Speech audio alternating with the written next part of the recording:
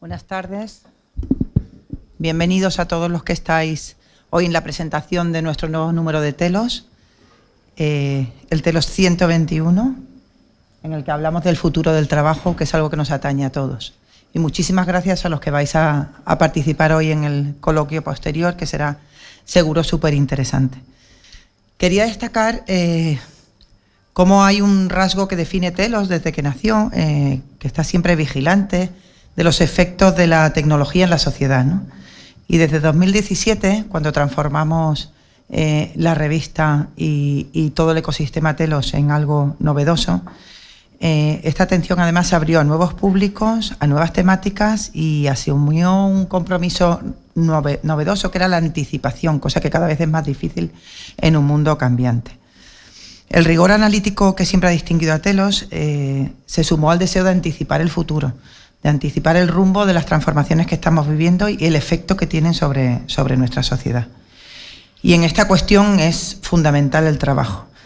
Lo pensamos desde Fundación Telefónica y por eso uno de nuestros pilares de nuestra acción y nuestra actividad es el trabajo en torno a la empleabilidad, la orientación y la preparación de los perfiles y las personas que tienen que hacer frente a los retos que impone la nueva tecnología en el mundo del trabajo.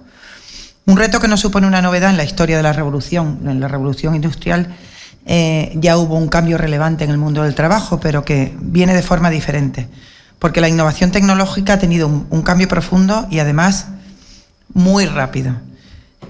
Realmente ha supuesto la desaparición de muchas ocupaciones y la creación de otras nuevas. Hasta hace poco veíamos que estos cambios se producían al ritmo que cambiaban las generaciones, con lo cual había tiempo de ir adaptándose, de ir formándose para tener las nuevas competencias y habilidades que necesitan el trabajo con el paso del tiempo. Hoy sabemos, sobre todo los que estamos en el mundo de la empleabilidad, que este proceso lento y paulatino ya es cosa del pasado. La sucesión de los cambios que vamos viviendo, que cada vez son más profundos, impone una respuesta inmediata. Y la formación de las personas que están actualmente trabajando, se están actualmente formando para adecuarse a estas nuevas necesidades. Esto es un proceso cada vez más complejo, más difícil y más necesario. Recientemente en Davos, nuestro presidente, José María Álvarez Pallete, decía que el principal desafío que se presenta a nuestra sociedad es el de adecuar las habilidades de las personas a las nuevas necesidades del mercado laboral. Y también decía que esta labor de reskilling y upskilling tan necesaria es absolutamente clave para un desafío que es la búsqueda de la equidad y la igualdad en nuestra sociedad. Formar a las personas para reducir la desigualdad, como hacemos en nuestra fundación, es un objetivo absolutamente ineludible en esta revolución que estamos viviendo. Hoy creo que para asumir este objetivo se precisa una actitud que mantenemos y que se percibe en el número de Telos: el rechazo a que la tecnología es absolutamente determinista. Sabemos que las máquinas pueden librar a los trabajadores de ocupaciones que eran peligrosas, que eran repetitivas, que no aportaban a la persona. Sabemos también que se va a destruir o van a disminuir un número importante de empleos que existen hoy. Pero también sabemos que se va a crear un número mucho mayor de nuevos empleos que serán de mayor calidad, que realmente tendrán mejores condiciones, pero que van a necesitar de nuevas capacidades de las personas que los ocupen. Las máquinas no son responsables ni de lo uno ni de lo otro. La responsabilidad la tenemos nosotros, las personas. Y también tenemos la responsabilidad de adecuar esas capacidades y habilidades para que esos nuevos perfiles puedan realmente beneficiarse. Prueba de ello es que la Unión Europea ha declarado este año 2023 como el año de las skills, como una necesidad que tenemos todos como sociedad para trabajar y adquirirlas y ofrecerlas a las personas para que puedan adaptarse. La tecnología puede hacer grandes cosas, pero nosotros somos los que tenemos que definir ese papel y tenemos que establecer los cauces para que ese desarrollo beneficie a toda la sociedad. Estoy convencida que esta tarea de anticipación hoy la vamos a ver en esta mesa redonda donde vamos a oír a todos los expertos que quieren compartir su conocimiento y su visión con nosotros, así como en el número de Telos en el que generosamente muchos de los que han participado nos dan luz sobre ese futuro de anticipación, sobre cómo tenemos que trabajar en la sociedad actual para que el mundo del trabajo nos beneficie a todos. Muchísimas gracias.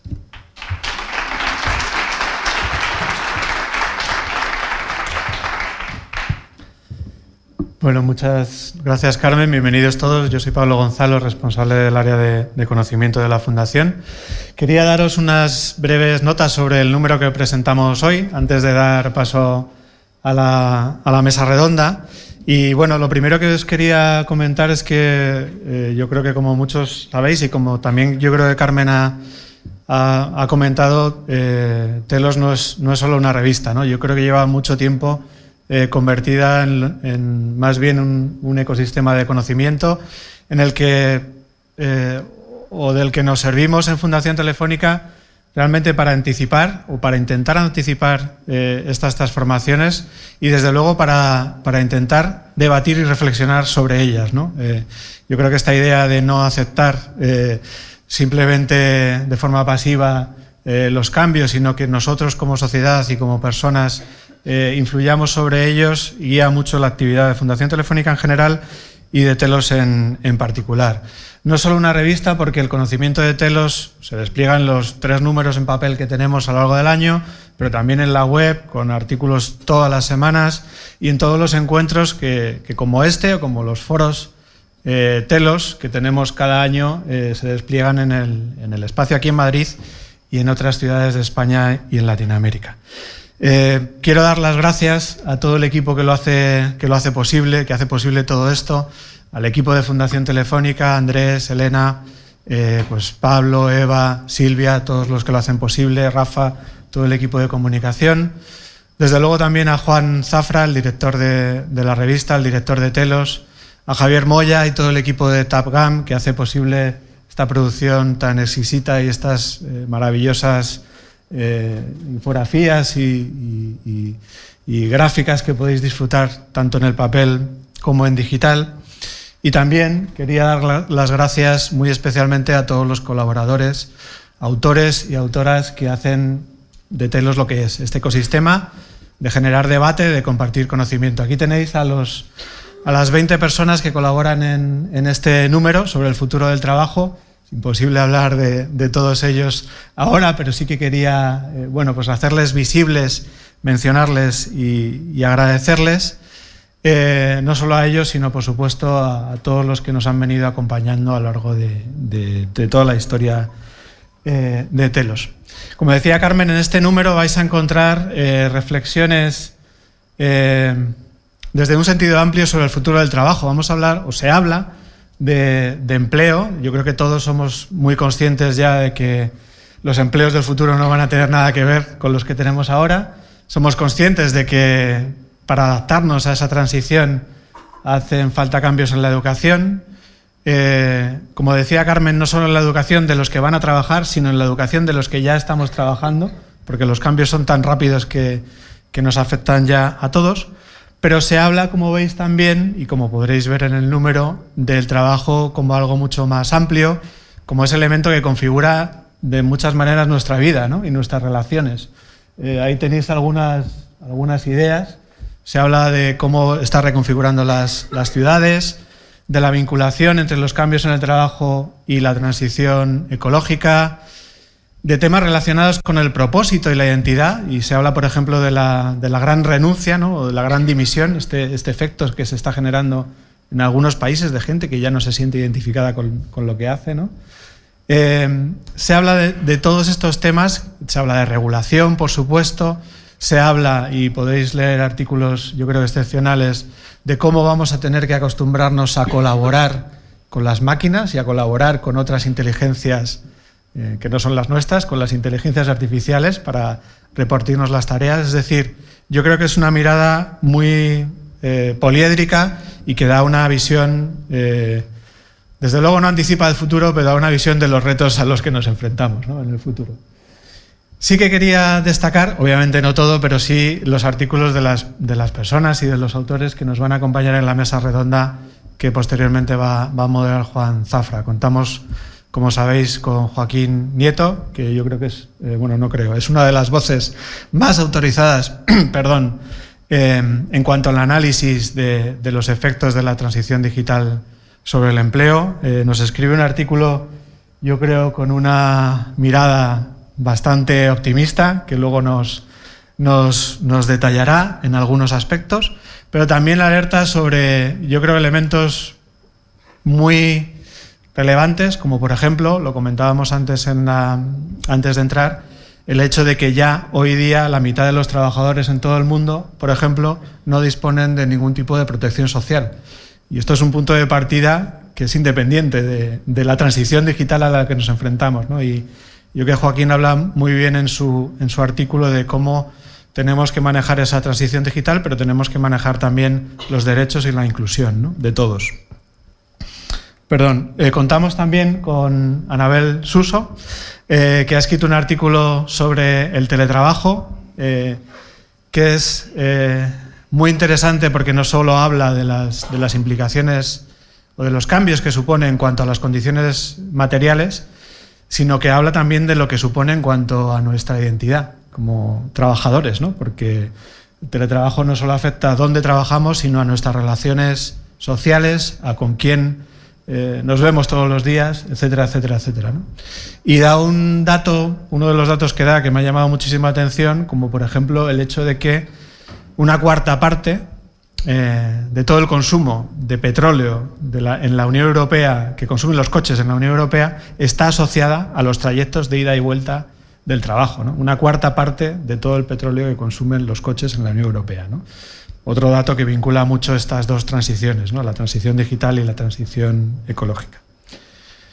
Y también Lucía Velasco, muchísimas gracias también Lucía, que nos habla en este artículo sobre poder, vigilancia y tecnología, ¿no?, con menciones a fenómenos tan inquietantes como lo que ella llama datificación de los trabajadores, ¿no?, que podría ser una suerte de nueva vigilancia digital sobre los trabajadores que podría, bueno, que obviamente entraña riesgos muy relevantes, y con una mirada en todo su artículo, yo creo, muy centrada en hacer más humano también este mercado laboral del futuro, ¿no?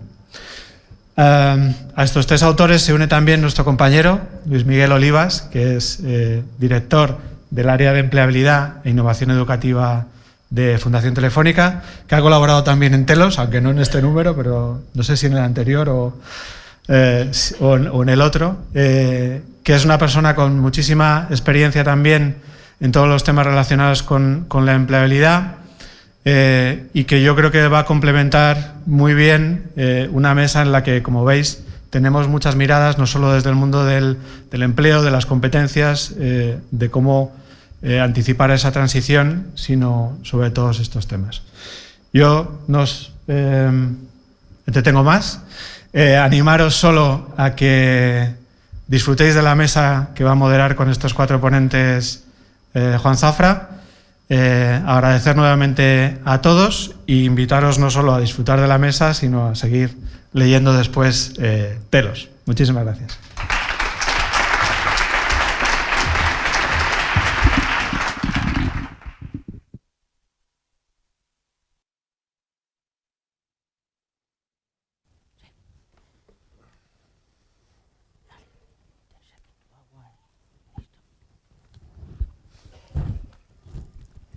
¿Estamos listos? Bueno, buenas tardes. Buenas tardes a todos y todas los componentes de esta mesa. Ya nos conocéis, ya están hechas las presentaciones, así que vamos a entrar directamente en materia. A mí solo hacer una referencia etimológica a la palabra trabajo, que viene de trepaliare y que hace referencia al tripalium, que es un instrumento de tortura construido con 3 palos. El catedrático Manuel Cuenca dice que el ocio es una experiencia enriquecedora del ser humano. Así que vamos a ver por dónde nos decantamos, el tripalium o el ocio. Espero que sepamos combinarlo. Vamos a entrar directamente en las cuestiones. Vamos a empezar siguiendo el orden que teníamos en la invitación por Joaquín Nieto, si os parece. Y bueno, Joaquín Nieto en su entrevista, que tenéis que leer obviamente, la hemos titulado "Las transformaciones incrementarán el empleo y mejorarán las condiciones de trabajo. Aquí, después de mantener varias conversaciones y largas conversaciones, cuando yo le dije a Joaquín cuál era el titular, él me propuso añadir o no. Las transformaciones incrementarán el empleo y mejorarán las condiciones de trabajo o no, Joaquín. ¿Qué tenemos que hacer para cumplir ese propósito optimista? Bueno, gracias, Juan, por la pregunta. Y gracias a todos ustedes por la asistencia y a la Fundación por su amable invitación y presentación, por supuesto, y sobre todo por el acierto de haber traído este debate, que es crucial para el devenir de la sociedad. El devenir de la sociedad dependerá del trabajo y el devenir del trabajo también de la sociedad. He sido criticado por ese título. He sido criticado porque le faltó el o no. O si lo hubiera escrito desde una perspectiva científica, Juan, habríamos puesto podrían incrementar el empleo y mejorar las condiciones de trabajo, porque desde una perspectiva científica no se puede asegurar algo que puede llevar la coletilla de o no. No obstante, estoy satisfecho de que al final hayamos puesto ese título que tiene una apariencia de optimismo. Bueno, dicen que a veces que un optimista es un pesimista mal informado. No es el caso, no es el caso. Está hecho así porque creo que se basa en unas tendencias que van en esa dirección y en unas posibilidades reales de conseguir que sea así, de conseguir que el empleo se incremente por todas las transformaciones que estamos viviendo, las tecnológicas, la transición ambiental, la ampliación de los derechos de las mujeres, que son, creo, las tres principales transformaciones que estamos viviendo en esta sociedad, y que además la organización del trabajo acabe mejorando las condiciones de trabajo. El catastrofismo social no lo comparto. El catastrofismo social suele ser paralizante, desde una perspectiva de que quienes queremos cambiar las cosas, transformar las cosas para mejorar, en este caso, la situación del trabajo, cuando no interesado. Llevamos 20 años, más de 20 años, oyendo que no se van a poder pagar las pensiones, que cuando la generación boomer llegue a la jubilación, yo nací en el 56, cuando empezaba en toda su fuerza la generación boomer, y ya estoy jubilado, y en España como yo hay 10 millones de pensionistas que han cobrado este mes de enero una pensión con el 8,5% de aumento, por cierto, para adaptarla al incremento del IPC, y en una pensión media de 1.360 euros. Quienes anunciaban que eso no iba a suceder, que a día de hoy el sistema público de pensiones había quebrado, proyectaba un catastrofismo absolutamente interesado. No eran otros que quienes cobraban de los fondos privados de pensiones para echar desesperanza sobre la posibilidad de que podamos contar con una protección social adecuada. Y la experiencia indica que sí, que si hacemos las cosas bien, un sistema público de pensiones de reparto como el que existe en España puede funcionar y puede dar una pensión media de 1.360 euros a 10 millones de trabajadores. O sea, en este sentido, estoy convencido de que puede haber más empleo y pueden mejorar las condiciones. En parte porque partimos de una situación muy baja y por lo tanto muy fácil de mejorar. Partimos de una situación en la que, sin ir más lejos, hay 180 millones de niñas y niños trabajando.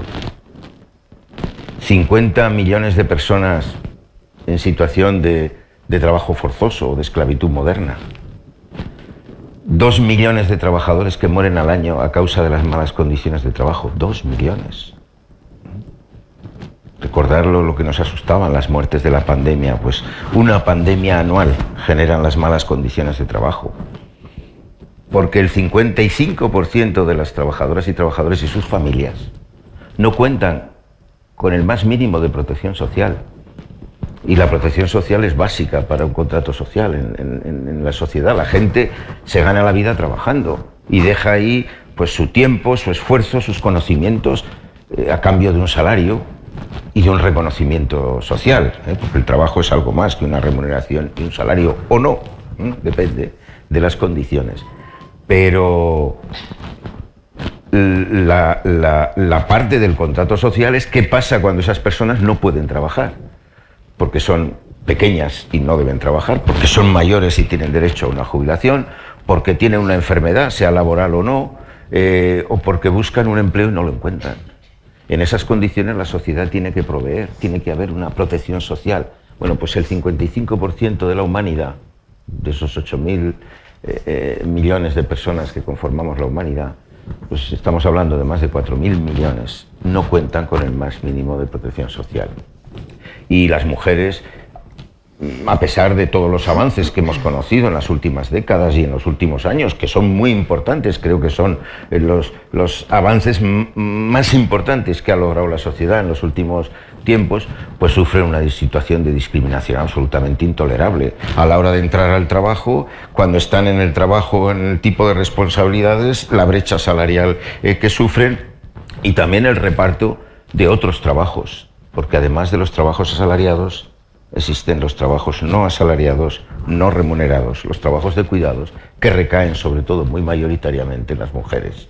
Entonces, claro, con una situación de partida así, las posibilidades de mejora son enormes.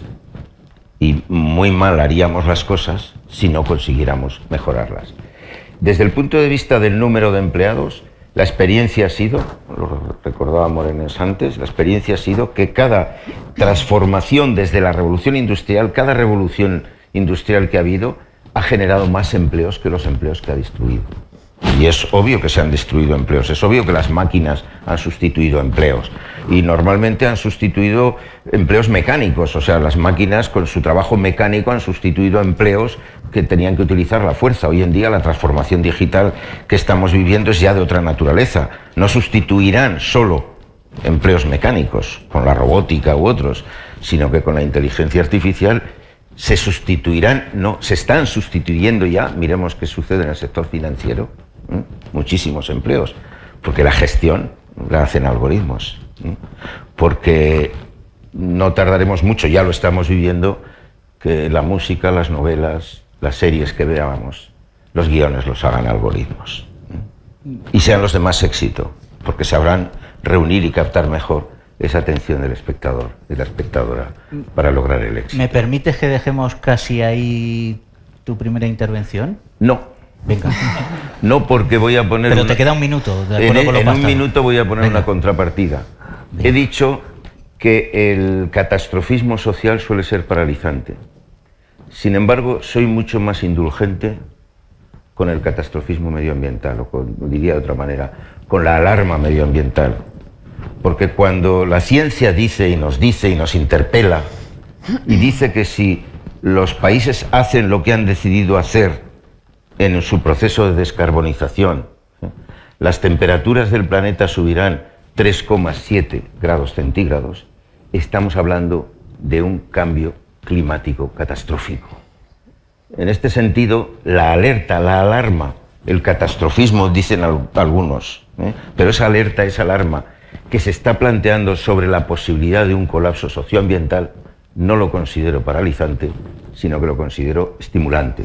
Lo considero una llamada a la emergencia climática y a adoptar decisiones que hagan todavía más rápida esta transformación, esta transición ecológica, que por supuesto se debe hacer para cumplir con la primera premisa, que es que las cosas socialmente pueden cambiar, con un proceso de transición justa, de lo que sabemos mucho y lo estamos haciendo relativamente bien ahora mismo en España, con el cierre de las minas y de las térmicas de carbón, que se han cerrado, se ha perdido empleo, pero se va a generar más empleo y de mejor calidad que el que se ha perdido.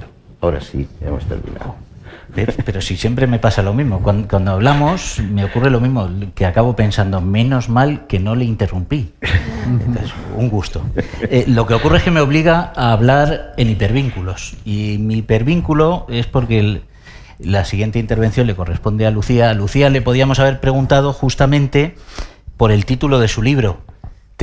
Te va a sustituir un algoritmo, y por eso decía, jo, qué bien me viene este hilo, pero era mejor que continuaras. Entonces, la cuestión es que podíamos haberle preguntado eso a Lucía, y no lo hicimos. Le dijimos que hablara del futuro del trabajo de una manera más genérica y como si reclamándole casi una segunda entrega de su libro, ¿no? Y ella nos introduce en su artículo, que también tienen que leer, por supuesto, pues nos habla de arquitecturas de vigilancia y de muchas otras cosas, ¿no? Como datificación, de desmaterialización o de cosificación de las personas, de las dos cosas al mismo tiempo. Y yo te quería lanzar una cuestión al hilo de lo que escribes, que es, y también de ese concepto de arquitecturas de vigilancia, si es posible extender ese bienestar y construir ese futuro optimista del que también nos hablaba Joaquín, si es posible construir ese bienestar en ese entorno de arquitecturas de vigilancia. ¿Y cómo lo hacemos? Bueno, pues... ¿O no? ¿O sí? Lo hacemos. Muchas gracias por la invitación y gracias a la Fundación Telefónica. La verdad es que yo, que llevo ya casi un año viviendo fuera de España, te das cuenta cuando vives fuera el lujo que es tener espacios como este, tener este nivel de programación. Muchas veces lo veo por la web porque hay cosas interesantísimas al alcance de todos y bueno, para mí es un orgullo estar aquí hoy con todos vosotros. Hablando de estos temas, porque como decía Joaquín y como hablaba también Carmen en su intervención, llevamos mucho tiempo reduciendo el debate del futuro del trabajo a si se crean, se destruyen los empleos, los trabajos, las tareas, y en el medio pasan muchas otras cosas, ¿no? Y creo que nos va a dar un poco igual si se crea o se destruye. El caso es que van a cambiar muchas cosas y que en el medio corremos el riesgo de que algunos derechos también se queden por el camino, ¿no? Y por mencionaros algunas cosas para ver si se puede extender el bienestar en un entorno así que me preguntabas, ¿no? Lo que está empezando a desarrollar la tecnología en los espacios laborales, sobre todo en remoto, que es una cosa que luego nos hablará Anabel, pero que ha crecido exponencialmente durante la pandemia y con también la aparición de las plataformas, es que se desplieguen cámaras y sensores de vigilancia, reconocimiento facial, reconocimiento de emociones, seguimiento de los movimientos oculares, control de la velocidad del teclado, auditoría de las webs que visitas, vigilancia sobre los dispositivos, pedir tener la cámara encendida, encender la cámara de manera sorpresiva, dispositivos de control biométrico, descargas en los dispositivos que llevas si no sigues el ritmo de trabajo que se te impone.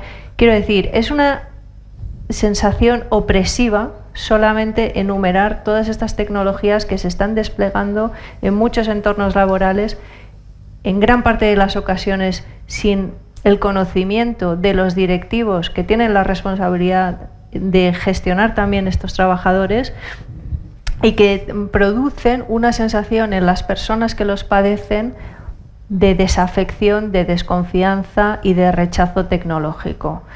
Por no decir que yo creo que es algo que no deberíamos en ningún caso aceptar, aunque esté dentro de los parámetros, ¿no?, de la dirección y de las posibilidades que pueden hacer. Pero creo que tenemos que evolucionar un poco en el ámbito de los derechos digitales en el espacio laboral, ¿no? Y todo esto empieza conociendo lo que está pasando y hablando de estos temas, porque si seguimos pensando que se van a destruir puestos de trabajo, en el medio te están pidiendo que enciendas tu cámara para ver que verdaderamente estás trabajando o no. Y yo creo que tenemos que evolucionar hacia una madurez en el entorno profesional en el que uno responda por los resultados de su trabajo y no tenga que ser controlado diariamente para demostrar que verdaderamente trabaja, ¿no? Entonces, yo creo que al igual que en otros periodos de la historia y en otros tiempos se ha desplegado tecnología y eso ha modificado las relaciones personales y laborales que se dan en esos espacios de trabajo, la inteligencia artificial, fundamentalmente la inteligencia artificial y sus derivadas, hacen que se reconfigure el poder a nivel macroeconómico, a nivel geopolítico y a nivel empresarial y laboral. Y creo que es ahí donde tenemos que empezar a abrir nuevos debates a lo concreto, a lo específico, y darnos cuenta de que se están desplegando unas tecnologías que en principio pueden no ser para vigilarte, pero que tienen la posibilidad de hacerlo. Y yo, que estaba en Davos la semana pasada también, José María Álvarez Payete hablaba de los datos como nuevo factor de producción también, y cómo tenemos que empezar a entender la dataficación que se está dando en los entornos profesionales, no solo a través de los datos que se recogen por las interacciones con las webs y con las ventas de productos, sino que los propios trabajadores están generando en su actividad. Y esa cuantificación y esa reducción de las personas a datos tenemos que mirarla desde una perspectiva también humana, ¿no? y de el posicionamiento de la persona en relación con la tecnología.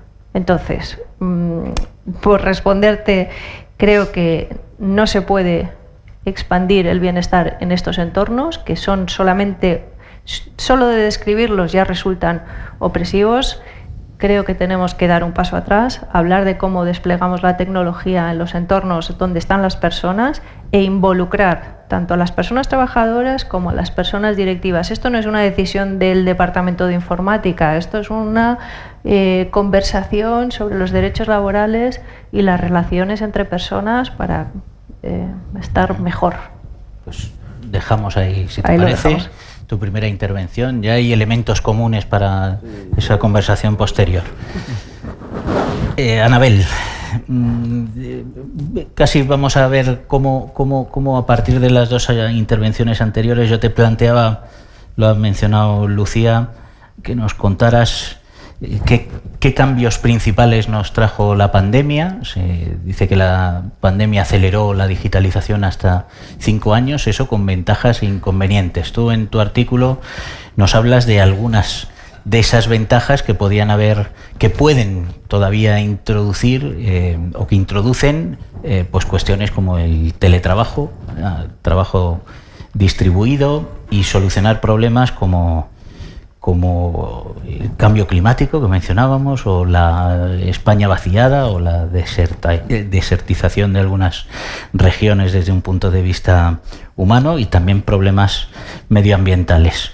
Y sin embargo, nos adviertes que esas novedades que se han introducido o que se han acelerado en su introducción no se están consolidando. ¿Y por qué? ¿Y cómo lo solucionamos? Bueno, muchas preguntas. Buenas tardes a todos y todas. Muchas gracias por la oportunidad de escribir en esta revista acompañada por magníficas expertas, y muchas gracias Fundación Telefónica también por dar la oportunidad de estar aquí con todos y todas vosotros. El teletrabajo llegó con la pandemia precipitó la llegada del teletrabajo, que lo que hace es aprovechar todas las ventajas de la digitalización. Y el dato logró pasar de un 6% en el caso de España de población ocupada, según los datos de Eurostat, a un máximo del 20% en el periodo de confinamiento de personas ocupadas. El 20% de las personas ocupadas en España llegaron a estar teletrabajando parcial o totalmente. Las cifras lo que nos dicen, hoy ha salido la encuesta de población activa y los datos parece que están estancados en torno al 12% de la población ocupada en España y de manera total o parcial teletrabajando, ¿no? Efectivamente, las ventajas son muchas. Y nos comentaba antes Pablo, ¿no?, que implica el teletrabajo. Es un cambio fundamental para las personas en términos de ganancia de autonomía, porque el teletrabajo lo que supone al final es una forma de organización de trabajo nueva, que, como decía Lucía, lo que debería regularse es por objetivos, y por tanto lo que implica es una forma diferente de trabajar en la que es la que ha de guiar, ¿no?, el trabajo en la vida cotidiana. Y esto supone transformaciones importantes en la identidad de la persona como trabajadora, una desposesión del espacio físico de trabajo, una serie de elementos que tienen que ver también con la hibridación del espacio laboral con el espacio de lo privado. Todo esto tiene una serie de desventajas que afecta a la vida de las personas y que tiene que ver con riesgos también psicosociales. Esta falta de diferenciación del espacio laboral y el espacio privado al final también pues, tiene sus consecuencias negativas para muchas personas que no te cuentan con ese espacio o que simplemente no quieren vivir esa disonancia que produce no diferenciar espacios, ¿no? Y esto hace que muchas personas prefieran un trabajo presencial en oficina o en una fábrica, etcétera. Por otro lado, hay otra serie de elementos que, bueno, pues que también tienen que ver con el impacto que el teletrabajo tiene en el potencial desmantelamiento de parte del tejido productivo, que tiene, bueno, tejido productivo y tejido económico, que tiene que ver con todo el sector de la hostelería y todo lo que implica generar actividad económica en torno a los espacios de trabajo. Sin duda, eso tiene un impacto económico, como lo tiene en el sector inmobiliario, y eso supone un freno importante por parte de muchos actores socioeconómicos a la activación del teletrabajo, ¿no? También, desde el punto de vista sindical, ha habido pues un proceso de transformación en la acción sindical, pero también ha habido muchas resistencias porque el teletrabajo lo que implica al final es una pérdida de relación interpersonal entre las personas. Esto puede aminorar de alguna manera esa conciencia colectiva de derechos en el trabajo, etcétera, y puede aminorar esa actividad sindical, ¿no? También puede tener riesgos importantes en lo que tiene que ver el impacto de género. Es un elemento que facilita sin duda, por un lado, la conciliación de hombres y de mujeres, pero tal y como se instauró de manera precipitada durante la pandemia, lo cual ha supuesto pues, para muchas personas, empresas, una forma de instauración rápida no adecuada que ha desincentivado su activación, ha implicado para muchas personas y para muchas familias una forma que no era un teletrabajo realmente, ¿no? Era un trabajo en casa, pero que no se contaba con medios. Esto ha hecho que muchas personas pues, no hayan percibido como una fórmula positiva en su vida, ¿no? Entonces, todos estos factores están contribuyendo de alguna manera a que haya resistencias y que si un dato que daba también que había en el artículo, que tiene que ver con una investigación más amplia que presentaremos más adelante, encargada por la Comunidad de Madrid. El potencial de teletrabajo en España se sitúa en torno al 35% de las personas ocupadas tienen puestos teletrabajables en mayor o menor tiempo. Esto quiere decir que hay una brecha de más del 20% de puntos porcentuales de personas que podrían estar teletrabajando y no lo están haciendo. ¿Por qué? Porque se produce una serie de factores, como decía, de manera combinada, que todavía no posibilitan esta opción de teletrabajo. Me voy a quedar aquí. Lo dejamos ahí. Sí. Estáis disciplinados en cuanto al tiempo del primer turno que habíamos acordado. Muchas gracias. Luis Miguel, pues casi va siguiendo el hilo, ¿no? ¿Y cómo nos preparamos para este nuevo entorno? Porque se nos hablan de riesgos tecnológicos, de riesgos organizativos evidentes, pero hay una cuestión determinante, que es la capacitación, la formación. ¿Cómo nos preparamos? Bueno, agradecer muchísimo que me hayáis también dado la oportunidad de estar compartiendo este debate. Es muy difícil hablar el último en un panel y sobre todo es muy difícil después de todo lo que pone en esta revista, ¿no? Que realmente felicitar, dar la enhorabuena, porque creo que hay un buen trabajo detrás de todo este libro que tenemos entre manos, ¿no? Estamos en un momento, lógicamente, lleno de incertidumbre, ¿no? Pero me quiero sumar a esa ola de optimismo y esa ola positiva que desde el propio Joaquín, con el título bien o mal, pero nos transmite, porque realmente estamos viviendo un momento social que muchas personas pues parten de un desconocimiento absoluto de qué tienen que hacer. O sea, muchas personas que hoy nos estén escuchando, tanto aquí en presencial como online, oyen muchas de estas cosas. Oye, es que muchos puestos de trabajo van a desaparecer, ¿y yo qué hago? Yo voy todos los días a mi trabajo, sigo con lo mío, ¿no? Nos encontramos también en un momento en el que a nivel social yo creo que hay una alarma también en cuanto a la credibilidad de nuestro sistema educativo y de nuestro sistema más cercano a lo que es el entorno educativo prelaboral, nuestro sistema universitario. Y yo creo que también quiero dar ese mensaje de tranquilidad, de calma, O sea, tenemos que tener la confianza plena en el que efectivamente tenemos, y tengo la gran suerte de haber pasado por una de las universidades punteras de este país, y aquí un profesor, Jorge, que hablaba y saludaba antes, ¿no? Cómo la universidad está preparando a las personas para afrontar estos nuevos retos. Pero yo me atrevo a decir que efectivamente, Javier Marcelo dice también en uno de los artículos, el trabajo hoy en día requiere 3 cosas, ¿no? Resultados, adaptarse y aprender. Y eso es lo que también tenemos que ser conscientes como sociedad, que le tenemos que pedir a nuestras instituciones educativas, pero también a nuestras instituciones empresariales. O sea, es una responsabilidad compartida, desde mi punto de vista, el preparar a toda la sociedad de cara a estos retos que nos afronta la transformación que estamos viendo, desde el punto de vista digital, desde el punto de vista de transformación energética, de una transformación que ha llegado a todos los sectores productivos, que hay mucha gente que piensa, no, a mí esto no me afecta. No, la transformación digital se ha demostrado que ha llegado y ha acelerado la digitalización de todos los sectores productivos, y que no es responsabilidad de la universidad, no es responsabilidad única de las personas, que muchas veces pensamos, o no es responsabilidad de nuestros centros educativos, también una responsabilidad compartida de las empresas.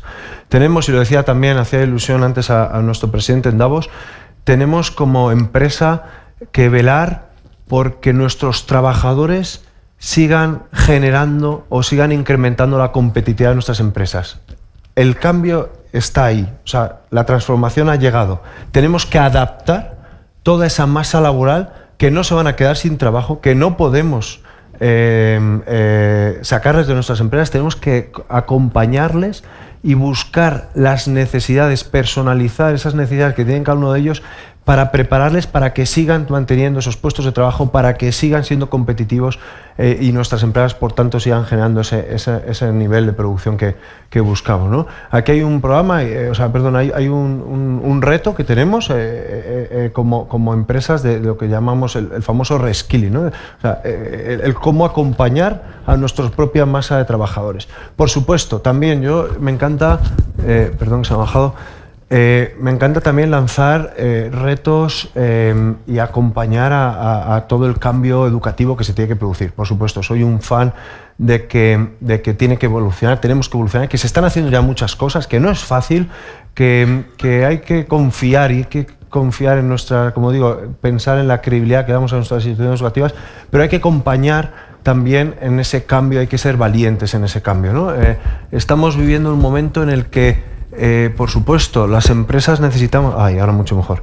Las empresas necesitamos personas que vengan preparadas, pero sobre todo tenemos que tener claro que necesitamos personas con esa capacidad de adaptarse a las necesidades, a los cambios, de tolerar la frustración, de trabajar en equipo, de buscar en todo momento esa proactividad dentro de las empresas. Y eso, palancas como la universidad nos lo tiene que proporcionar. Más allá del conocimiento, que es clave, ¿no? Y aquí el gran Víctor Cooper siempre lo trae, el conocimiento, las habilidades, claro que suman, ¿no? Pero estamos hablando de un tema también de competencias, de actitud. Carmen Morenés, nuestra directora general, decía al inicio, Europa ha definido el año de las competencias, ¿no? El año de las skills. O sea, cada vez más tenemos que trabajar desde cómo nuestros propios estudiantes pueden aprender en base a proyectos, en base a retos, con esa capacidad de buscarse la vida. Y están surgiendo, y aquí me vas a permitir también que meta nuestra cuña publicitaria. Juego en casa y me lo puedo permitir, ¿no? Y si voy de blanco y ganamos 1-0 nos vale. Pero realmente tenemos también, o sea, están saliendo iniciativas de formación pues estilo Campus 42, ¿no? Que lo que viene es a ofrecer una solución un poco más rápida, y mucha gente dice, es que claro, venís a competir con la universidad. No, realmente no. ¿Qué tenemos como sociedad? Está claramente identificado, y muchas personas mayores de 40, 45 años, luego probablemente tenemos oportunidad de hablar de retos a los que nos enfrentamos, que tienen que aprender en algún sitio y tienen que reinventarse en algún sitio nuevos conocimientos. Esas personas a día de hoy no están acudiendo otra vez a estudiar a un centro de formación profesional, muchas de ellas no están acudiendo a matricularse con personas de estudiantes de 18 años a la universidad, y ven en un campus o 42 donde tiene una libertad también de tiempo, donde se respeta mucho el ritmo de aprendizaje de cada alumno, donde se personaliza las necesidades que cada uno tiene, ven una oportunidad claramente de probar en el ámbito de lo digital, que sabemos que hay muchísimos puestos de trabajo que estamos demandando a las empresas tecnológicas y que no estamos encontrando expertos, no me voy a repetir con lo que todos sabemos, pero que realmente ven ahí oportunidades de una forma muy rápida de poder tener nuevas o reinventarse, o mejor dicho, o reinsertarse, muchas de ellas con una tasa de desempleo que tenemos todavía muy elevada respecto a otros países de Europa, una oportunidad de reinsertarse en el mercado laboral. Entonces, en conclusión, creo que estamos en una ventana de oportunidades que vamos a tener que cambiar sí o sí. Hay algunos expertos que hablan de que vamos a tener que cambiar de profesión 6, 8 veces a lo largo de nuestra vida. Bueno, no lo sé, probablemente mis hijos que están hoy en primaria sí que lo vivan, pero realmente nos vamos a tener que adaptar y es una responsabilidad compartida de toda la sociedad. Gracias. Luis Miguel es el ejemplo de que ha elegido el ocio, porque ha renunciado al partido de básquet, siendo un madridista, para venirse aquí un rato con nosotros. Bueno, antes de dar paso a las palabras ya pedidas, Joaquín lo ha pedido el primero, pero yo os lanzo, permitidme que destaque o subraye dos conceptos que están en todo el número. Uno es transición justa. ¿Cómo hacemos esta transición de la era industrial, incluso de la transformación digital a la digital, a este nuevo mundo en el que nos adentramos cada día? Y el segundo concepto es el de nuevo contrato social. Os lo destaco ahí para que libremente toméis la palabra. Joaquín, tú eres especialista y estás dirigiendo y llevando desde España a otros muchos países los procesos de transición justa desde esa economía industrial a la nueva economía. Sí, sí. Y la transición justa empieza también en la transición sobre las nuevas condiciones de trabajo, teniendo en cuenta las nuevas tecnologías. Habéis hecho ambas una descripción muy inteligente, muy aguda, muy inteligente, muy aguda, muy cierta, sobre todos los riesgos que implica la digitalización, o una de las aplicaciones que tiene la digitalización es la posibilidad del teletrabajo. Soluciones, claro que las hay. En la declaración de la OIT para su centenario sobre el futuro del trabajo, o en el informe de la Comisión de Futuro del Trabajo de la OIT, se plantean algunas muy claramente. En el caso de todos los riesgos que tú planteas, obviamente debe haber una reflexión apropiada, porque situaciones nuevas implica innovación. Pero al menos hay algunas que son claras. La desconexión, el derecho a la desconexión, eso es evidente. En el caso del teletrabajo es imprescindible. Sin derecho a la desconexión no hay. Sí. Y el otro es que tiene que ver es que lo que tenga que ver con las condiciones de trabajo no lo decidan nunca algoritmos, porque en realidad los deciden quienes han preparado esos algoritmos, y eso siempre tiene un sesgo de búsqueda de la productividad, de discriminación de género, de lo que sea, sino que sea algo negociado, acordado. Lo mismo que el trabajo por objetivos, porque el trabajo por objetivos y resultados puede ser tan extenuante y anulador como el otro trabajo, el supercontrolador. También deben ser negociados y aclarados. Esas son las dos claves, las dos líneas que permiten resolver todos los riesgos que habéis planteado con tanto acierto. Yo creo que no, que por llevarte un poco la contraria, sí, y aquí que todo el mundo se despierte, creo que no es tan fácil. El derecho a la desconexión digital yo creo que lo tenemos recogido en una ley desde 2018, por lo menos. Y no conozco manera efectiva de ejercerlo. No lo conozco. Bueno. No conozco ningún caso de éxito en el ejercicio de este derecho en España al menos, ¿no? Pues bueno, la clave sería la aplicación del derecho a la desconexión digital, y eso sí formará parte de una negociación y formará parte de unos protocolos de funcionamiento y de unos protocolos de derecho de los trabajadores y de funcionamiento de los directivos, se podría articular para que fuera aplicable. Claro, no basta con mencionarlo. Pero fíjate que, claro, que llevamos 5 años ya con esto y que no está funcionando, y que tú mismo dabas el dato, ¿no? Que la mitad de o lo daba, y yo creo que la mitad de los trabajadores ya no están, ya son autónomos prácticamente. Entonces, si no están protegidos por convenios, si están trabajando en condiciones un poco aisladas, remotas, que nadie sabe dónde, ¿cuál es esa protección a la que pueden recurrir? Bueno, el 60% de los trabajadores en algunos continentes, por ejemplo en América del Sur, tienen contratos informales, están en la informalidad. Claro, cuando estás en la informalidad no vas a tener luego ningún derecho, ni cuando estás trabajando ni después. Y por supuesto, en esos casos, la clave de mejorar las condiciones es transitar de la informalidad a la formalidad, algo que se estaba empezando antes de la pandemia y que ha retrocedido después. Eso es obvio. Si no hay un mínimo de formalidad, si no hay negociación colectiva, si no hay una contratación colectiva que regule la situación por ambas partes, los derechos, por muy formulados que estén a nivel general, son inaplicables. Bueno, tienes toda la razón. Incluso inicialmente, y se seguirá intentando, se ha intentado utilizar las nuevas las tecnologías digitales para perder formalidad y no reconocer la ajenidad, no reconocer las relaciones laborales con trabajadores que son trabajadores por cuenta ajena. Afortunadamente en España, sobre un colectivo de trabajadores que son los riders, ha venido la legislación a apoyar que son trabajadores por cuenta ajena, pero aún así las empresas se niegan a aplicarlo y hay dificultades en esta dirección, porque eso es lo más sencillo. El derecho del trabajo ha venido a equilibrar una relación que es desequilibrada, la relación entre la empresa y los trabajadores. Para eso está el derecho del trabajo. Pero si hay una fuga del derecho del trabajo, que es la informalidad, y esto es lo que se ha intentado con los riders y con tantos millones de trabajadores que trabajan en plataformas digitales, cuyo salario medio a nivel mundial es de $2 la hora. Bueno, sobre todo esto, la formalización será clave, te doy toda la razón. Gracias.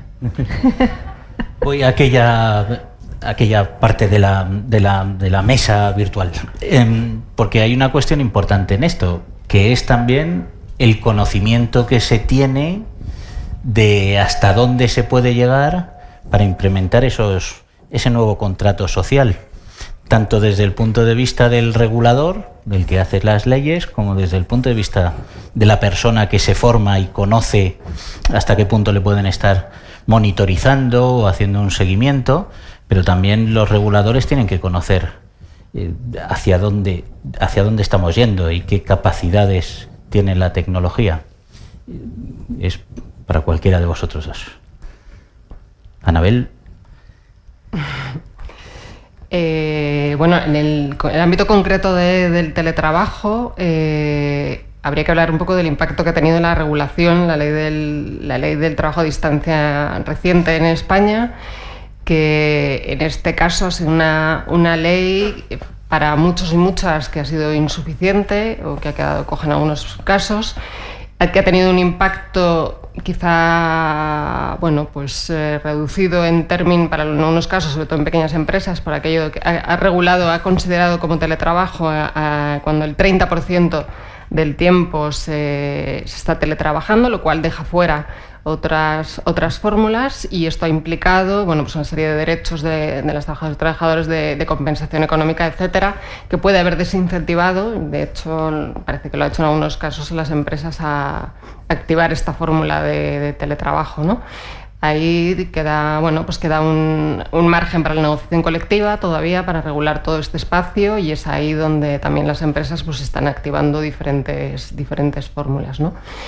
Yo estaba pensando, me has pillado así un poco a contrapelo, estaba pensando un poco más bien en la idea de la transición justa, que también afecta a esto del teletrabajo, si me permites, sí, y entro en esta idea, ¿no?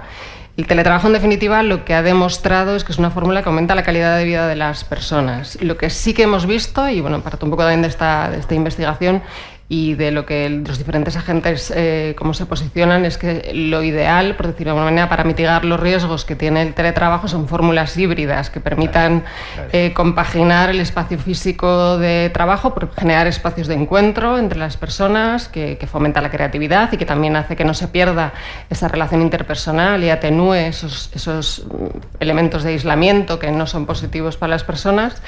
Y sin duda creo que una transición justa requiere políticas que activen de manera coordinada entre los agentes sociales, económicos y la administración estrategias que conciban el teletrabajo como una forma de organización del trabajo fundamentalmente, que requiere una serie de cambios y que tiene una serie de beneficios colaterales muy importantes, pero que ha de activarse no pensando en esto, porque caeremos en un error si lo activamos como una fórmula de conciliación. Ahí están los riesgos, como comentaba antes, y como una fórmula que no necesariamente, y esto genera polémicas y algunos actores lo comentan, que no necesariamente sea voluntario. Si creemos firmemente en que el teletrabajo es una fórmula que resuelve muchos problemas, ha de adquirir un carácter obligatorio para los trabajadores y trabajadoras.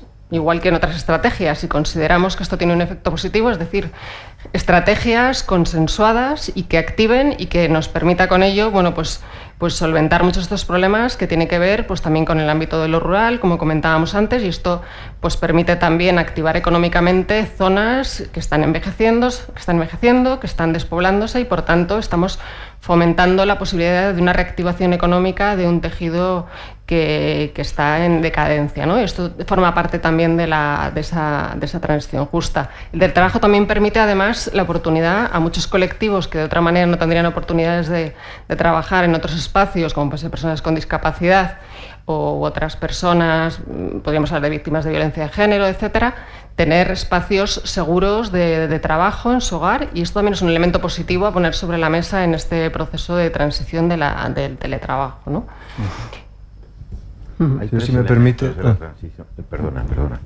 No, por sumar, porque estamos...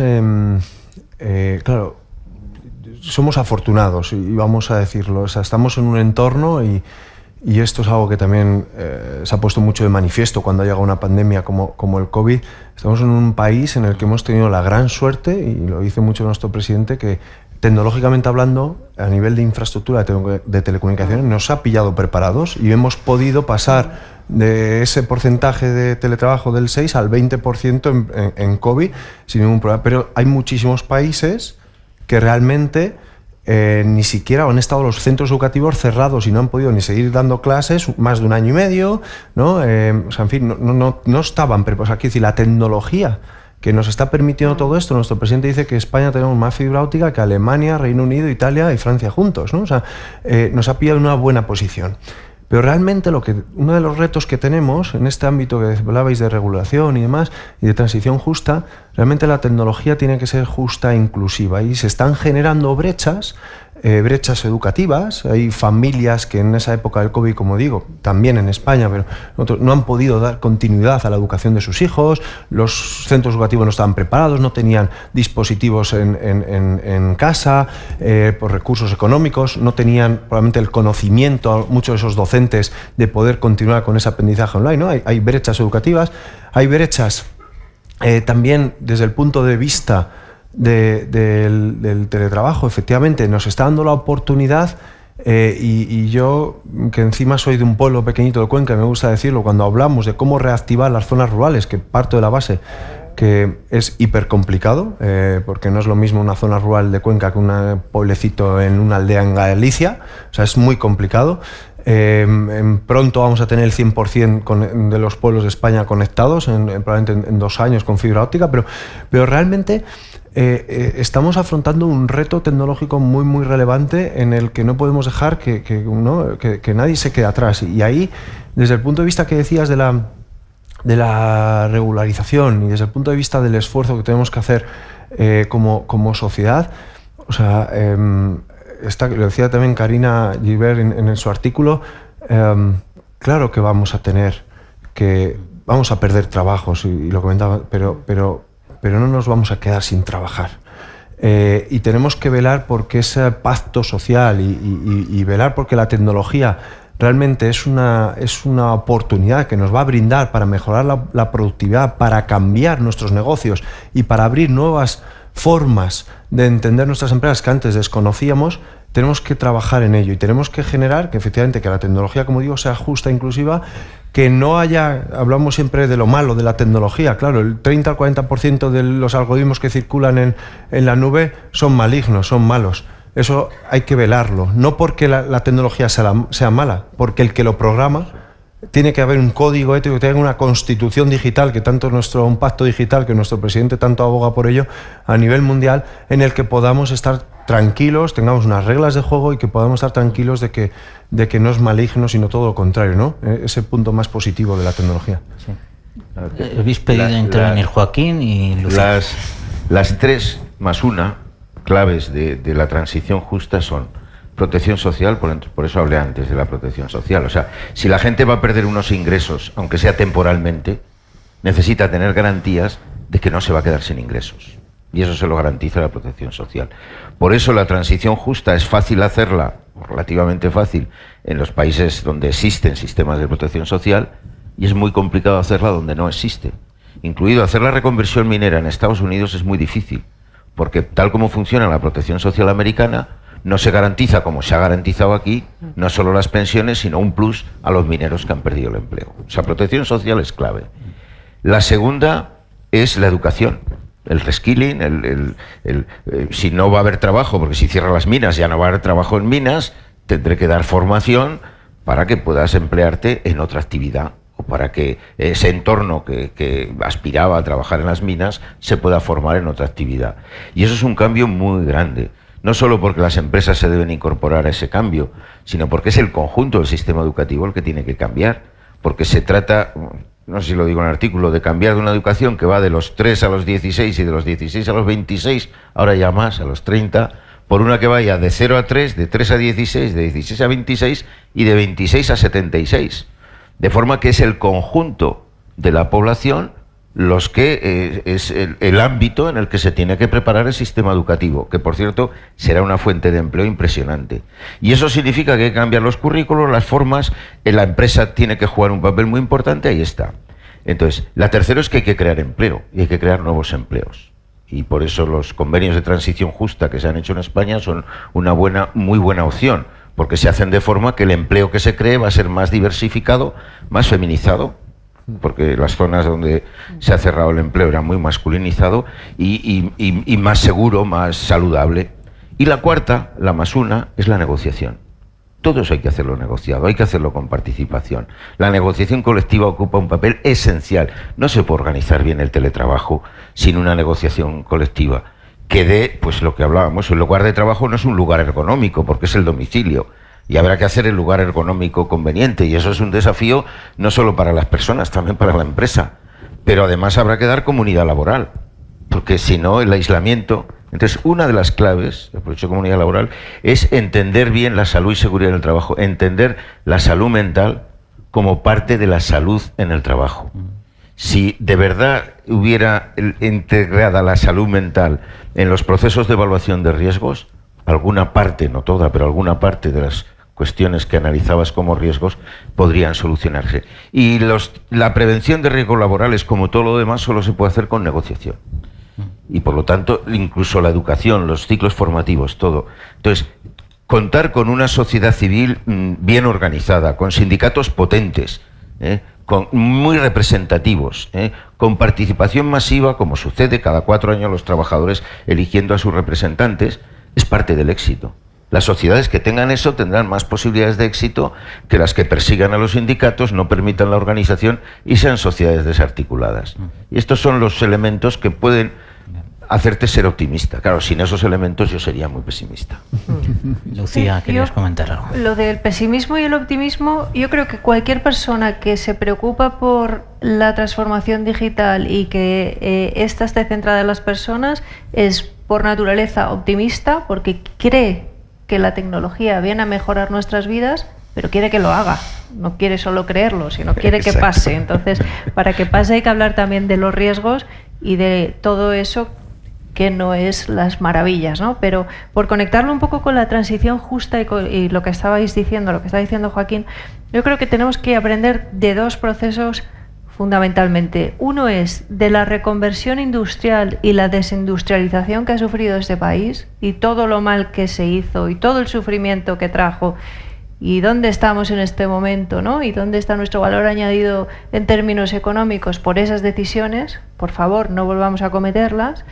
Y por otro lado, a nivel global, del cambio climático y la inacción que ha habido en las decisiones que se tenían que haber tomado para frenar el cambio climático y la desgobernanza global que ha habido en el ámbito del clima, ¿no? Y conectando un poco con lo que decía Luismi, la necesidad de que exista una gobernanza tecnológica global, al menos de mínimos, donde lleguemos a acuerdos de lo que es razonable y no es razonable, y después que dentro de las propias compañías se empiece a gobernar el cambio tecnológico para que no sea contra las personas, sino sea con ellas, y que juntos, administraciones, empresas y trabajadores, preparen los planes de transición digital que va a hacer falta hacer, que esto no es una cuestión de que nos guste o no. Vamos a tener que transitar este cambio tecnológico y va a suponer cambios sociales y laborales, y tenemos que todos juntos intentar abordarlos con el menor impacto sobre la vida de la gente posible.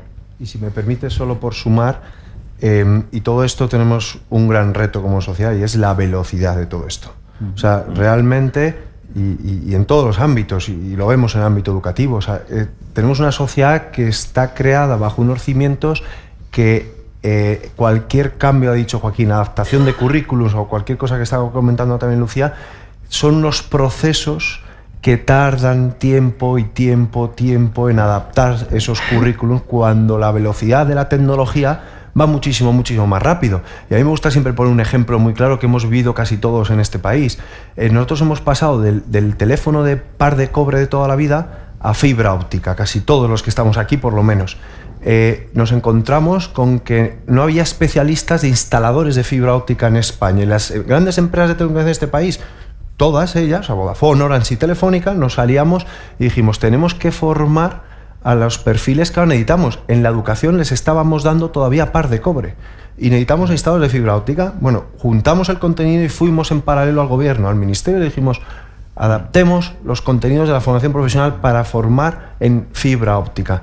Bueno, 3 años estuvimos desarrollando el proyecto de formar los perfiles que nosotros necesitábamos, con una inserción, colectivos de vulnerabilidad, encima pusimos ahí el foco, con una inserción bastante elevada. Acabó casi todo el despliegue en este país de instalar Movistar Televisión en nuestras casas, ¿no? Que lo tenemos todos, y 3 años después todavía no se había aprobado el cambio de currículum en el sistema educativo. O sea, la velocidad es un gran reto, porque no podemos seguir hablando de esto mucho más tiempo y que no pasen cosas. Tenemos que hacer que las cosas pasen y tenemos que adaptarnos a toda esta transformación que estamos viviendo. Sí, buen punto. Si os parece, vamos a abrir el turno de intervenciones del público, que además es público y activo, porque hay varias componentes de lo que llamamos comunidad Telos que han contribuido tanto en la versión digital como en este número. He identificado, Raúl Sánchez está por allí, Borja Vergarech y tal. Bueno, tiene la palabra Adolfo Castilla, el apellido del primero, que es también colaborador habitual de Telos. Perdonar que haga el siguiente comentario. Perdonar que lo haga en forma de comentario en vez de hacerlo en forma de pregunta. Yo entiendo que en un panel como este son las preguntas las que debe hacerse. En realidad tengo dudas en lo que digo y por tanto es una pregunta. Pero me ha sorprendido, primero diría, en nuestro mundo una característica es que hay muchas cosas que hacer y muy pocos puestos formales para hacerlas. Luego, el puesto de trabajo se está perdiendo, sobre todo el puesto de trabajo que yo tuve al terminar mi carrera inicialmente como ingeniero, con despacho, con secretaria, con un equipo de trabajo, no recuerdo si coche, eso ha muerto. Claro. Por tanto, mi duda en concreto es que es magnífico que Telos haya entrado en el tema del trabajo y el empleo, pero me sorprende que no se hable de autoempleo, que es algo muy diferente. Se ha sacado, pero no se ha utilizado el término. El empleo que hemos conocido está muerto, va a desaparecer en los próximos años. Pero sin duda, porque la revolución digital es una revolución de otras características. El empleo que hemos conocido en otra época estaba muy ligado a lo industrial. Sin embargo, hay una posibilidad que es el autoempleo, es decir, los autónomos. De acuerdo con predicciones de uno de los trabajos que se hizo con la colaboración de la Fundación, en los próximos 20 o 30 años, de los 6.000 millones de personas en el mundo activas, trabajadoras, más de 3.000 serán autoempleo. Y ese autoempleo tiene muchas características. Primero, permite a la gente tener iniciativa y buscarse la vida, pero segundo, no tiene lo que tú has dicho en relación con la seguridad social, etcétera, etcétera. Los bajos sueldos, es impresionante. Los bajos sueldos, tú has mencionado $2 por hora de media en trabajos en la red, pero hay países que el sueldo es muchísimo menos, ¿no? Luego, esa característica del autoempleo es una de las posibilidades en el desarrollo de la sociedad digital. No sé si queréis comentarlo. Tenemos bastantes palabras pedidas, así que casi no os pediría, casi os exigiría para cumplir el horario brevedad. ¿Os parece? Agrupamos. Venga. Bueno, soy Raúl Sánchez, he tenido la suerte de participar en este número y agradezco a Juan y al equipo de la revista. La verdad que ha salido un contenido súper bueno e interesante. Yo me hice una pregunta, a mí se me planteó cómo va a impactar en las ciudades esto. O sea, yo creo que, y también os voy a lanzar también esa pregunta a vosotros, a mí realmente todo lo que estamos hablando sucede en las ciudades. Todo esto también son oportunidades que están pasando a las ciudades y yo me pregunto, ¿serán las ciudades capaces de aprovechar esto? En el movimiento de nómadas digitales, mi artículo empieza de los Tuareg 4.0 al futuro de las ciudades. Estos nómadas digitales, ¿seremos capaces de articular? Primero, no hay datos. Yo, primero buceo que hice, me salían de 40 millones a 150. ¿Seremos capaces de articularlo? Estas nuevas personas con profesiones muy cualificadas que llegan a diferentes ciudades, que muchos de ellos no pagan impuestos donde están, los pagan en otros sitios, disfrutan de los servicios, etcétera, etcétera. Yo lo veo también como una oportunidad, ¿lo veis como yo lo veo por lo menos como una oportunidad, no sé si vosotros, de lo que es de estos nuevos modelos de trabajo, menos movilidad. Esa es una de las grandes oportunidades de las ciudades, ¿no? De establecer realmente, facilitar la forma en la cual nos movamos de un sitio a otro y nos movamos menos. Seremos capaces de hacerlo. También en la forma en la que vamos a vivir y la que estamos viviendo, ya lo estamos viviendo en cada una de nuestras casas en este tiempo, ¿no? Implicará el diseño también urbano cambiar. Aprovecharemos la parte positiva que se ha mencionado aquí, de lo de trabajar remoto, trabajar a distancia, de aprovechar más los espacios públicos donde estamos. Si veis cualquier ciudad, las oficinas se han transformado. Yo, por ejemplo, en las oficinas de Trabajo en Las Rozas Innova, estamos en el edificio de día, que el 30% del edificio desaparecido porque no hay gente trabajando. ¿Seremos capaces de reaprovechar el espacio en las ciudades para otros usos? Para gente, por ejemplo, que no puede trabajar desde su casa y le podamos ofrecer esa posibilidad. A mí es la gran reflexión también que por desgracia llegaremos bastante tarde a todo esto, ¿no? Pero me gustaría pensar que sí. Bueno, se hablaba de la velocidad antes. Por aquella zona hay unas cuantas. Esteban Egea, le veo por allí. Sí, bueno, rápido. A ver, a mí me gustan mucho los signos de interrogación con lo que ha empezado la charla, el o no. Me gustan más los signos de interrogación que lo que hay dentro. O sea, lo del o no, porque no es que yo piense que no, pero creo que sí tenemos que mantener la sana duda y las preguntas necesarias en la sana duda. Por ejemplo, cuando decimos que vamos a perder un montón de puestos de trabajo y que vamos a ganar más, normalmente, por lo menos lo que yo he leído, cuando hablamos de perderlos, son sectores concretos que hemos identificado, que sabemos que los algoritmos los pueden desarrollar, que sabemos que ya se están haciendo, que sabemos que se van a implantar y que con una cierta ideación de cuál es el proceso de cambio, pues podemos incluso hasta saber cuántos puestos conforme vaya evolucionando cada tecnología, etcétera. Sin embargo, cuando decimos, y por lo tanto son hechos, cuando decimos la parte de es que resulta que los puestos que van a venir, no estamos hablando de facts, no estamos hablando de hechos, estamos hablando del ejercicio de la voluntad y del optimismo, es decir, de algo que no son hechos, que es algo que queremos que pase, que es una aspiración, es algo aspiracional. Y a mí me parece perfecto, yo también estoy dentro del optimismo, yo también creo en ese optimismo, pero no sin darme cuenta de que una cosa son hechos, facts, y lo otro son, digamos, potencias de la imaginación y de la voluntad. Y la pregunta última es, ¿no deberíamos también, y quizá es para otro número, obviamente no cabe aquí, pero ¿no deberíamos también preguntarnos en esos signos de interrogación que tanto me gustan, ¿y qué hacemos si es no? En ese o no. ¿Y qué hacemos si es no? Porque hay que prepararse también, igual que nos preparamos en cualquier otro ámbito de la inteligencia, en las opciones que nos dan. Mi pregunta sigue siendo, y quizá es motivo de otro número dentro de X tiempo, no sé, pero ¿qué hacemos si es no? Bueno, también existen las distopías, aunque aquí en una presentación tuvimos a alguien que nos lanzó el reto de por qué no hacer una serie no distópica, puesto que aquí en Telos defendíamos ese tecnooptimismo para construir un futuro mejor. Hemos hablado de autoempleo, de ciudades y qué hacemos si esto no se cumple. No sé si queréis hacer algún comentario o seguimos recabando una mujer, por lo menos. Sí, por lo menos una mujer. El orden lo voy a marcar yo, porque si no se me agotarán de esperar y se nos echarán encima. Aquel señor del fondo, del jersey azul, que no le veo al trasluz. Aquí también. Aquí uno... ¡Uy, madre mía!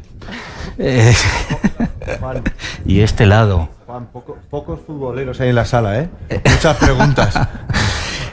Nos ha salido Luis Miguel, aficionado del Real Madrid, y a las 9 hay un partido, ¿no? Gracias por la suerte de poder intervenir. Yo también he intervenido con un artículo en la revista y quisiera hacer una sola pregunta, sobre todo el tema del teletrabajo, el trabajo remoto, que me parece que es un tema como de mucha actualidad, ¿no? En España efectivamente llevamos como 6 trimestres con la misma estancamiento. Yo creo que lo que simplemente ha ocurrido es que se ha estabilizado.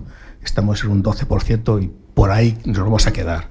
En la Unión Europea los últimos estudios son en torno al 19% y por ahí nos vamos a quedar. Es decir, para tener un poco en consideración de qué estamos hablando, de un importantísimo contingente de fuerza de trabajo, de trabajadores, pero bueno, que no es ni el 20%. Yo creo que lo que está, y de su intervención, lo que me falta es un poco también ver, o más que el teletrabajo, el trabajo remoto, lo que me interesa es el trabajo híbrido, cómo se organiza, porque al final el teletrabajo es una forma de organización del trabajo. Y lo que yo también sé, y aquí se sabrá en esta casa, es que hay enormes problemas en los departamentos de recursos humanos y en las empresas para poder organizar este nuevo fenómeno, que es no solo el teletrabajo, sino los que también trabajan. Cómo se combinan los que trabajan con los que no trabajan y las consecuencias que tiene eso. Entonces me gustaría una reflexión sobre eso, y estoy muy interesado en el siguiente estudio que van a presentar para la Comunidad de Madrid, que dice que hay un 35% de puestos teletrabajables, ¿no? Lo cual a lo mejor nos puede dar alguna indicación, porque lo que también dicen los estudios es que al final y al cabo un trabajo es un conjunto de tareas. Usted hace diferentes cosas durante el día, puede hacer el 80% de su tiempo, puede hacer la misma cosa, pero muchas veces haces diferentes cosas. A veces haces cosas que requieren interacción social, a veces haces cosas que requieren reflexión, a veces gestión. Entonces, no todo eso es teletrabajable, ni mucho menos. Entonces, esa reflexión sí que me gustaría, seguramente habrá que esperar a que presenten el estudio. Y la última cuestión es sobre la alarma social, que se lo dio a Luis Miguel y que también un poco como que ha salido aquí. Es decir, hasta qué punto a lo mejor incluso los social media o los media, y no es el caso de Telos, que justamente está con este acto y con la producción de la revista dando una información cualificada, pero hasta qué punto no estamos un poco haciendo o viendo cosas que no necesariamente van a ocurrir. Hay un cierto, Yo soy de los tecnooptimistas también, clarísimamente, ¿no?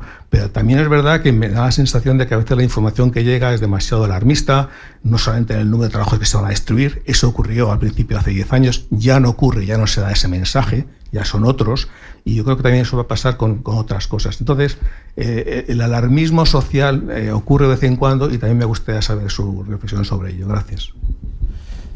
Me empiezo a sentir en el Tripalium, porque estoy presionado por lo virtual, por el reloj, por lo físico, por lo emocional, por el deporte, y hay muchísimas palabras. Aquella señorita de allí lo pidió por orden, y luego aquí, y aquí. Hola, buenas. Yo os quería preguntar sobre cómo veis la formación en distintos sectores para el futuro. O sea, ¿en qué sectores conviene formarse? Porque, por una parte, hoy en día se requieren un montón de puestos de trabajo de programadores y, bueno, pues del palo tecnológico, pero estos mismos trabajos también se está hablando de que hay inteligencias artificiales que perfectamente pueden escribir ese código, o sea, el trabajo que hacen estas personas. Entonces yo siempre tengo la duda sobre si hay que tirar más a lo mejor a lo social o a sector de diseño o más de sanidad, de humanidades. Y nada, quería saber cómo lo veis. Bien, pues yo diría que aquí nos tomamos el momento de agrupar las respuestas o no, o responder puntualmente, y mientras yo pido prórroga para que tengáis voces aquí. Vale. Adelante. Yo quiero contestar a la pregunta que ha hecho. La verdad es que es muy difícil, y sobre todo con la velocidad de desarrollo de la inteligencia artificial, decirte a lo que te tienes que dedicar. Hace un año todo el mundo te habría dicho justamente o al sector creativo o a programar, y ahora tienes ya inteligencia artificial generativa que justamente está supliendo todo eso. No se sabe. Yo te recomiendo o recomendaría que uno intente conectar con lo que le motiva y que esté preparado para reaprender 40 veces a lo largo de la vida, porque nada de lo que aprendas ahora seguramente te valga dentro de 5 años. Entonces, lo mejor es que uno intente conocerse un poco a sí mismo y conecte con la motivación y con la pasión, y luego ya pues va reconduciendo según lo que se vaya pidiendo en ese momento. De ahí también un poco la propuesta de formación que hace Luismi y Fundación y Telefónica, yo creo, con esos cursos mucho más ágiles y mucho más cortos, que es lo que te permite en realidad responder a una demanda del mercado casi inmediata, ¿no? Así que pasión, sobre todo pasión. Y continuidad. Buen consejo. Y estar listo para cambiar. Buen consejo. Bueno, una reflexión que se hacía sobre las preguntas. Bueno, claro, se va a crear, por ejemplo, con la transición energética, ¿se va a crear más empleo del que se destruye? La respuesta inequívoca es sí. Y además diría entre 4 y 8 veces más. O sea, lo hemos estudiado, lo ha estudiado la OIT, lo ha estudiado en todas las regiones del mundo, en todas las profesiones incluidas, y se ha llegado a la conclusión. El problema no es ese desde el punto de vista de la organización de las cosas. El problema es que el trabajo que se crea o el trabajo que se destruye no se destruye ni en el mismo lugar ni en el mismo momento que el trabajo que se crea. Por lo tanto, exige una acción social, exige pensar que espontáneamente nada de estos buenos deseos o de estas buenas predicciones se formularán. Espontáneamente se impondrán otros fenómenos, particularmente en una economía como la economía capitalista, donde el beneficio es el motor principal, y cuando el beneficio es el motor principal, genera una serie de desigualdades y de injusticias como las que genera y vivimos en nuestra sociedad, porque todos estos cambios positivos que yo decía son posibles incluso con un incremento de la desigualdad social que estaba ya antes y que ninguno de estos fenómenos la está disminuyendo. Este es otro desafío enorme que tenemos, el de la desigualdad social. No es nueva, pero se está incrementando. Entonces, la clave es la acción social, la decisión política, la regulación, el consenso, la negociación, los acuerdos para encontrarlo. Si no, nada de los buenos deseos podrán ser realidad. Por sumarme a contestar a otras preguntas de las que se ha formulado, ya que Lucía, la de formación, la ha contestado maravillosamente bien. Se ha dicho, como en varios sitios, estamos viendo un choque generacional importante. Desde el punto de vista, se ha comentado allí, aquí, desde el punto de vista también de cómo convivir ahora mismo en empresas, conjuntamente, generaciones diferentes que tienen inquietudes diferentes y tienen necesidades diferentes. Ha desaparecido el puesto de trabajo tradicional, como dices, pero es que las generaciones nuevas que nos están llegando, unas generaciones que nos están demandando otro tipo de valores a las grandes empresas. O sea, el coste que tenemos grandes empresas, nosotros año que viene como Telefónica cumplimos 100 años de transformación interna, es enorme. No sois capaces de visualizar el choque cultural, de combinar esas dos necesidades, y ahí hay un reto importante, porque no es que haya cambiado, es que incluso las personas te están demandando otro tipo de trabajo, están demandando empresas con valores, están demandando empresas con mucha flexibilidad horaria, con la posibilidad de trabajar en remoto, con la posibilidad de no tener, incluso hay gente que ya está diciendo, empresas que están diciendo el número de días de vacaciones a sus empleados, el que quieran, porque buscamos la felicidad del empleado. Tenemos que acompañar a las personas en su trayectoria empresarial para que sean felices y por tanto produzcan más.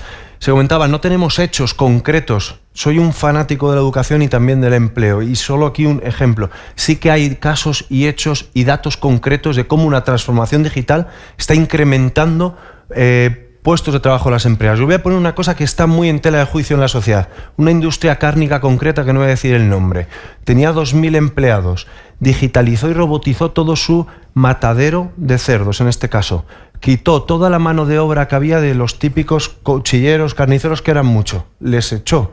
Los sustituyó por máquinas.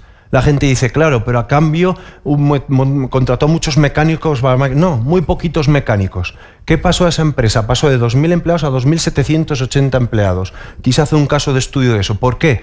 Porque pasó de matar 1.000 cerdos al día, que era lo que podía la cadena humana, a matar 5.000 al día. Produjo mayor número de granjas, mayor número de camioneros, el personal de la limpieza, veterinario. Insisto, no es el mejor ejemplo porque socialmente no está muy bien visto, pero hay hechos muy concretos de cómo la digitalización está generando oportunidades. Cuando la coges desde un punto de vista global a nivel mundial, seguro que hay un último eslabón que ha perdido el matadero más local, ha perdido su negocio porque ha habido otro que ha producido a por mayor, ¿no? O sea, quiero decir, efectivamente esto, la globalización es lo que tiene, pero a nivel de puesto concretamente hay hechos que podemos seguir analizando y estudiando.